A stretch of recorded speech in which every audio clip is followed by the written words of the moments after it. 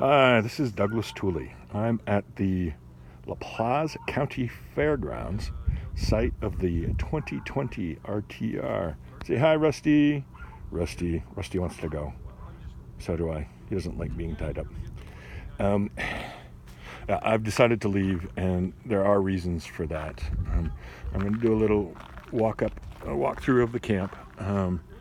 And that's part of it. You know, this isn't the best spot that I've lived in, or I've stayed in my 10 years on the road, 10 years since my foreclosure date, this coming Saturday.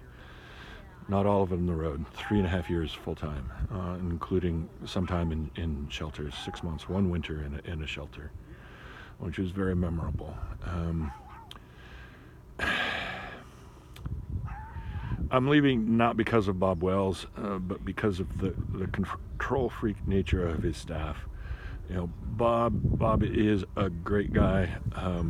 His spirit is still living on at Skad and Wash, at the RTR, and all of the different camps that are out there. The informal group of people that has a informal community organization, and that's the best way to do it. And Bob Wells started it. His staff here have been corporate control freaks. I think it comes from the organized camp host. The corporate land host model is the source of the problem. And Bob, he's not a corporate guy, and his organization isn't reflecting his spirit. And you know, there aren't that many good models to do that. You know, hopefully this will become one of them. So here's the camp, and it's not a great camp. It's a gravel parking lot, parked in, you know, cheek to jowl. It's only about half full of the room that they had. Some people are commuting in. That's a neat rig. He's got a lot of solar. He's got 1,000 watts of solar up there. He's a vegan Christian. Interesting guy. Probably a little bit to the right of me, but definitely worth talking to. There's a newer rig. He's got the pop-up tent on his Grand Cherokee and a sweet Cannondale mountain bike. That is a great four-wheel conversion out. I think it's a Quigley out of New Jersey. She did the high top herself, the deluxe high top. That is a great rig. I am jealous. I'm coveting your rig.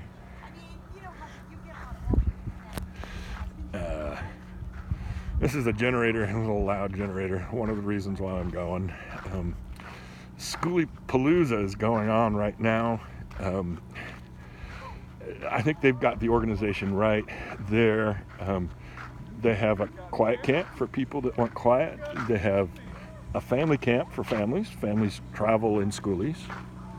And they have a music camp for people that want to modestly enjoy themselves into the night. And I think campfires are allowed in all of them. Just a note for future reference: if you're involved in the organization of any of these at all in the future, do a generator camp and put the generators off. We've only got 1 or 2 running now. You know, it's like I need alone time, at least quiet time, and it's hard to find that. You know, the day sessions here have been great. Oh, here's another good rig. See if we can get a halfway decent shot on this. I'm not turning off the video. That's a custom built trailer. It seems to be well built. It's got the sloping front there, out of corrugated, so that'll help with wind resistance. And I think it's corrugated on the lower parts of the sides there. Looks simple and well built. You know, it's obviously not deluxe, but it doesn't look like it's rickety either.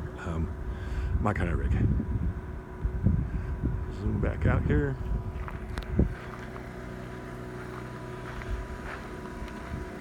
That's the Gibraltar Mountain Wilderness off in the distance, site of the Shea Road races. That's going to be a zoo. That's something to stay away from for sure. We'll walk out this way and I'll show you a couple items on the view. There's a little privacy tent. I was thinking about getting one for my trip here.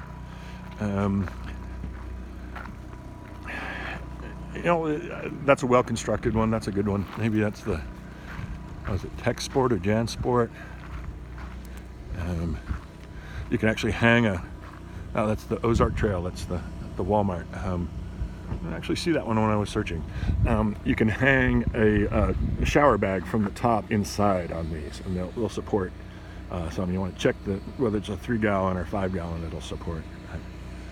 It doesn't really fit in my rig. I'm minimalist. There's more stuff. I use it once or twice, and I'd never camp in a place like this. Hi, how you doing? Hey there, Pooch.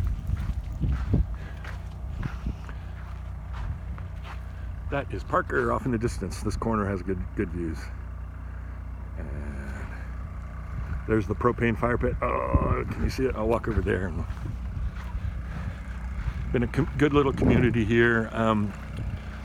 Some of the women's RTR folks that were here before, a little bit shrill, a little bit bossy, but the folks that are stayed have been awesome. I have a theory about that in the Democratic Party.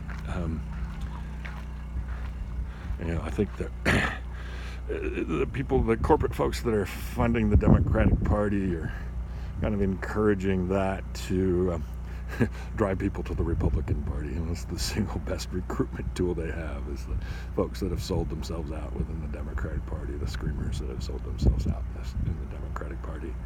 That is a nice little setup. It works for this situation, but not my stuff. And then off there in the distance is Parker Pit Road. That's to the west side of 95, just north of the campground turnout. There's been a big controversy over whether that's legal or not. I think it is. People are claiming it's not.